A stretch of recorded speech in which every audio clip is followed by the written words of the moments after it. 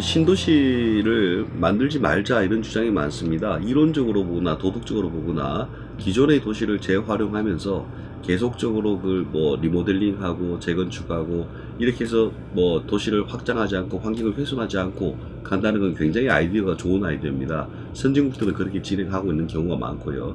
근데 선진국들도 대도시들 그쪽은 인구가 줄는 게 아니고 계속 늘어나고 있습니다. 젊은이들이 계속 올라오고 그 상황에서 이제 도시 재생 자체만으로도 그 주택 부족을 공급을 해소할 수 있겠는가 그런 문제는 있습니다. 도시 재생은 주택 공급 효과가 거의 없는 걸로 나타나고 있습니다. 서울시나 기타 지방에서 하는 걸 보더라도 주택 공급은 조금 있거나 아니면 거의 없거나 이렇게 나타나고 있는데 이걸 믿고 계속 있으면은 서울시 집값이 계속 올라가지 않겠느냐. 그러면 이제 차선책으로 재생해서 주택 공급이 늘어나지 않고 있기 때문에 좀 입지가 좋은 지역을 환경을 좀 훼손하더라도 개발해야 되는 게 아니냐. 그래야지 그 사이에 사람들이 살 만한 집들이 생겨나고 이런 것들이거든요. 그래서 선진국에서도 이런 얘기들이 나오고 있습니다.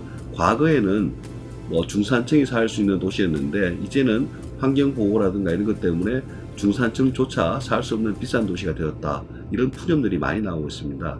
그리고 그 정책들을 보면 크게 두 가지로 나눌 수 있습니다. 하나는 이제 도시계획이나 이런 규제를 굉장히 엄격하게 하면서 환경의지를 양호하게 유지한 도시가 있고, 어떤 도시, 아틀란타를 대표적으로 들고 있는데 환경은 다소 훼손되지만은 계속적으로 확장을 하고 주택을 공급을 늘린 도시가 있습니다. 환경의지는 전자, 포틀랜드, 오레곤주에는 포틀랜드를 들고 있는데 여기가 월등하게 뛰어납니다. 근데 주택 가격은 여기가 말할 수 없을 정도로 비쌉니다. 이것들을 이제 서민이 아니면 시민이 선택할 수 있게 해야 되는 게 아니냐. 환경을 보존하면서 그리고 깨끗한 환경, 재생 그런 것들을 하면서 장기적으로 환경이 더 좋겠지만은 비싼 주택 가격을 감내하겠느냐, 아니면은 환경은 다소 훼손되지만은 보다 저렴한 주택들이 많이 공급되는 전략이 필요한가. 이것들을 이제 몇몇 정치인이 하는 게 아니고 사회 전체의 담론으로 만들어 가지고 선택할 수 있도록 해서 하는 게 맞지 않을까 싶습니다. 지금은 이제 공급 잘 일어나지 않고, 서울은 이제 재건축 재개발에서 이제 공급이 좀 많이 일어나는데 그것들이 다 막혀 있거든요. 그 도시 재생은 상가 재생이라든가 보도블록 바꾸고 이 정도 사업입니다. 이걸 가지고 과연 늘어나는 주택 수요를 감당할 수 있겠느냐, 그것 한번 고민해 봐야 되는 거죠.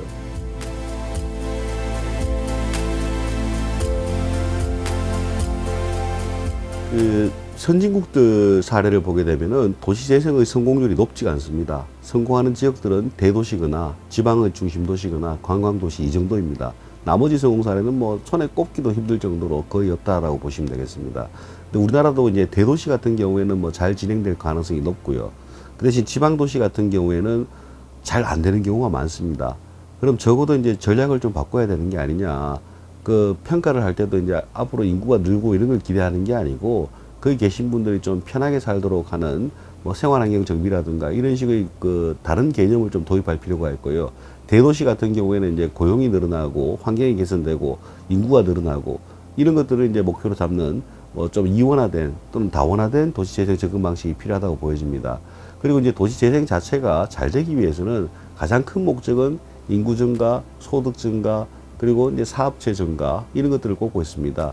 이걸 하기 위해서는 단순하게 물리적 개선하는 게 아니고 거기에 어떤 산업이 들어왔을 때 혜택을 줘가지고 고용이 활성화되고 이런 식의 접근이 좀 필요합니다.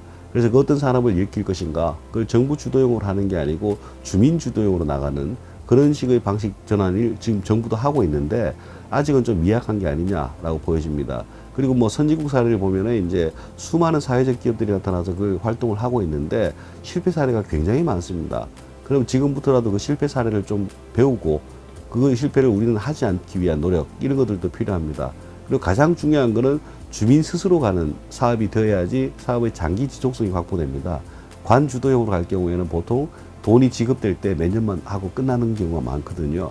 주민들이 깨우치고 주민들이 스스로 그 사업을 계속 끌고 갈 수 있는 그런 시스템을 빨리 구축하는 게 중요하다고 보여집니다.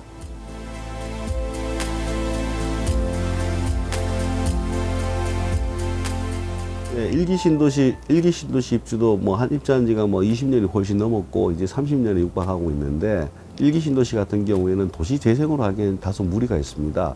우리나라 도시들의 다른 지역에 비해서는 생활 환경이 월등하게 좋은 편입니다.